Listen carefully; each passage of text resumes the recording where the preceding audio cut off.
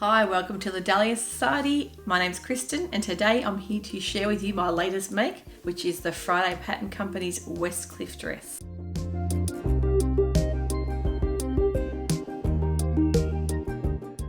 So as I said before, we're reviewing the Westcliff dress. You may have heard of Friday Pattern Company before. They're a fantastic pattern company. This is the dress that I've got on today. I'll show you some images of me modelling that one, and I will pop up some line drawings of that as well.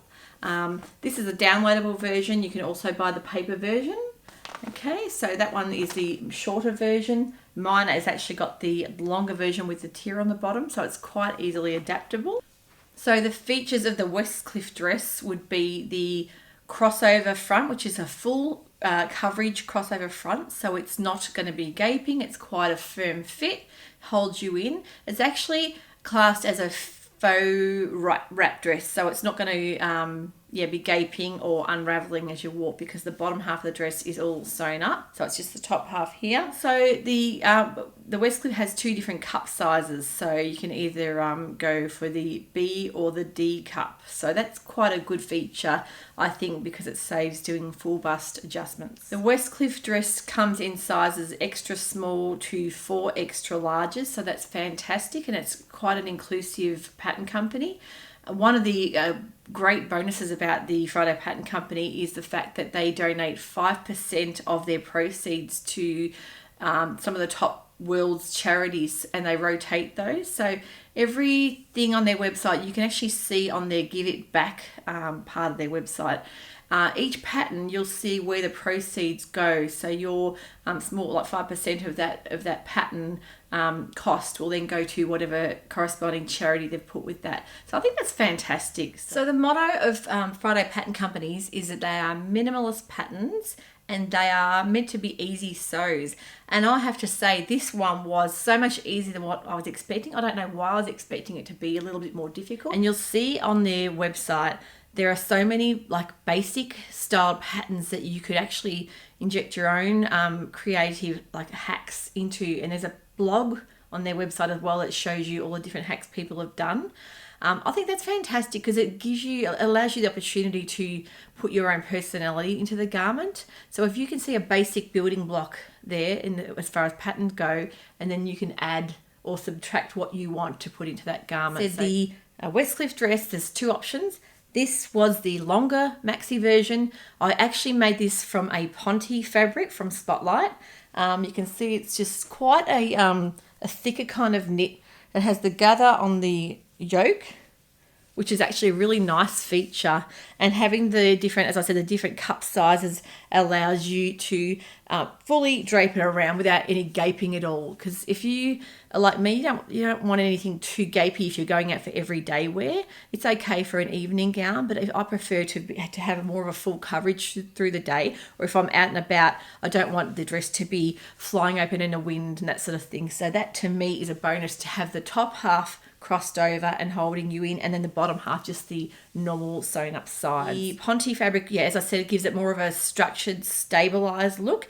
If you use a loose, like a lighter weight jersey or rayon stretch fabric, it'll give you more of a flowy, romantic effect. So I actually thought the Ponte sewed up quite well.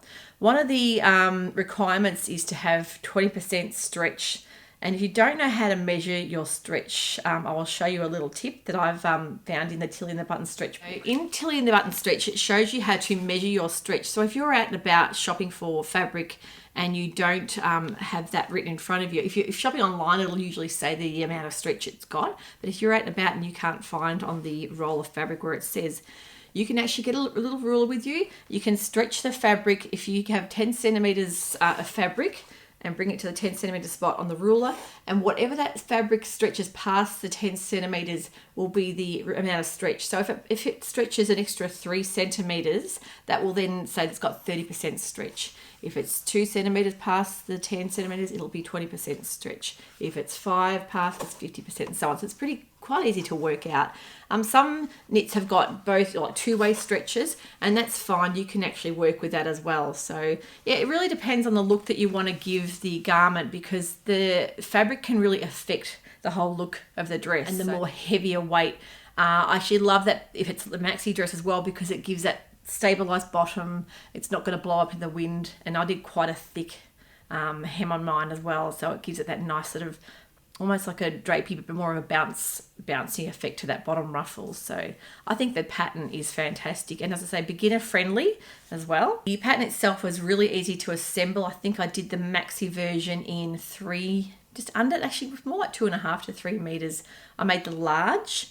That was plenty enough because of the stretch. If you make it too big, you've got to watch your shoulder where it lines up as well. So be careful of sizing up when you're doing a stretch fabric. The Ponte Knit I used was from Spotlight. It's, I think, one of their older Ponte Knits I've had for quite a while. So I think it might be their last, just this winter gone. But to me, it's beautiful as a summer garments. Any problems I had sewing? No, actually, I think I pretty much got through it without any problematic areas at all.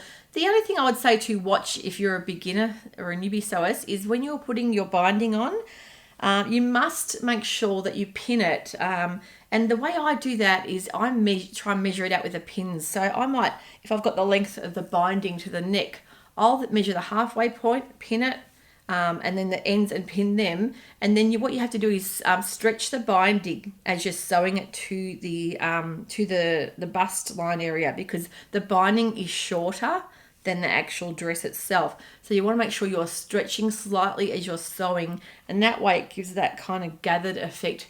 And to me, if you pin it all in the correct measured spots, you won't have an issue with it lining up and having more gathering in one spot to the other. So that's a really good tip as well. Because you've got quite a lot of gathering on the bottom tier, and it's a knit, which can be quite tricky to gather up, use that dental floss method or a thicker kind of cotton zigzagged on, and you can gather that up and you'll get a perfect gathered ruffle, because that way you don't want too much gathering in one spot to the other. It has to be quite even, but it's just enough to give that little bit of a ruffled effect to the bottom. So I'm really happy with how that turned out. So you'll know there's been quite a bit of hype lately with Friday Pattern Company's Wilder or Wilder dress. I'm not sure what everyone's calling it. I think everyone's calling it a different name, but it's a Wilder or Wilder. That had quite a lot of good reviews. I had looked into sewing that as well. I wasn't particularly sure because I don't like a lot up around my neck. I get a little bit claustrophobic, but I know a lot of people have worn it undone, more like that sort of boho feel. So you can actually lace it up at the neck with a bow or have it undone. It's a beautiful, flowy, romantic style dress. A lot of their patterns have got that nice easy feel to them. I think that's one of their features, is comfort in wearing what you're sewing. So I think that it's worth looking on their website at their blog. And as I say, they have sewing tutorials on there. They have a section there that says how to sew with knits. So if you're unfamiliar with that, that's another great thing to look up before you sew up with your knit dress. So look on their website for all those little hacks. If you wanted to wear this dress for autumn, winter, I think in a thicker Ponte stretch knit, it would be perfect. You could easily lengthen the sleeve because it's not a fluted or a drapey sleeve. It's quite just a narrow sleeve, so you could quite easily extend that, have it as a long sleeve dress for autumn, winter. For me, going into spring, summer, I will probably wear this at the moment with a little denim jacket and some either going out some wedges or some thongs, which... not those type of thongs, not talking about the underwear, I'm talking about flip-flop shoes. In Australia, we call them thongs. So just so if you ever hear me say that in the future, I'm talking about the shoes, not the underwear. Yeah, definitely you could wear thongs. You could wear wedges, little denim jacket for going out in, and it gives you that casual everyday look. If you're going out at night, you could quite easily, as I say, put wedges on or some heels to dress this up as well. So very versatile pattern. You can see on their blog, people have done quite a lot of different things with the Westcliff dress. So even on Instagram, look up Westcliff dress, hashtag that on Instagram. You'll see a lot of different people are starting to come out with their makes, and I've seen it done in stripes and like lightweight rayon knits, and it looks perfect as well. So whatever, it's up to you. You can use your own personal style with that. And I just want to give a little shout out to my mum. Has finally got back into sewing after a long hiatus, because back in the 70s when I was a kid, I'm sure she sewed a lot more of her own and my own clothes. And then, as I say, the fast fashion of the 80s caught up, and the sewing machine was packed away for her own sewing with her own wardrobe. So Unfortunately, we lost my dad nearly 2 years ago to cancer, and my mum, it's, she's feeling a bit lost, and I think that sewing has given her that little bit of an outlet. I've been encouraging her to sew for quite a while. I know it's helped me with kind of the grieving process, and it can help a lot of people with grief or with battling illnesses and that type of thing. Sewing and any kind of creating or crafting can be an amazing tool to benefit you. And I always say it's a form of self help and therapy and self-love, because you're giving time to yourself to immerse yourself into a craft or a hobby, and to see that final result at the end. It just gives you that confidence, and then it might inspire you to keep sewing. It gets you in the zone, and it can actually help you block out a lot of negative thoughts or negative feelings, because you are really concentrating on that task in front of you, and having those clear-cut instructions of a pattern. I think it's very, very helpful for your mental health. But my mum, I encouraged her to get into sewing, and I finally broken through to her, and she decided to sew up. I probably encouraged her to sew up a pinafore because she was interested in a little denim pinafore. So I suggested the Helen's Closet York pinafore.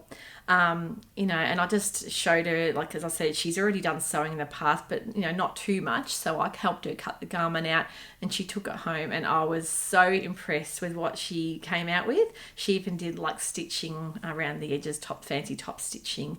And I'm going to put some photos up of my mum Dawn in her York pinafore. So I'm really proud of her, and I hope this can be the start of her sewing journey. And as I say, it's a great creative hobby and creative outlet for anybody going through any kind of grief, trauma or illness. So don't forget, sewing is a form of therapy for yourself. Well, I hope I've encouraged you today to go out and find these patterns. Look up the Friday Pattern Company, the Westcliff dress. And even Love to Sew podcasts have got quite a few episodes on sewing through grief and also sewing through illness. So I'll pop links to those episodes too, because I think it can relate to so many different people on so many different levels.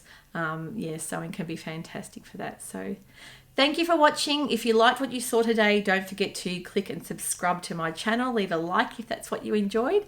And I will see you next week for another new review. Bye for now.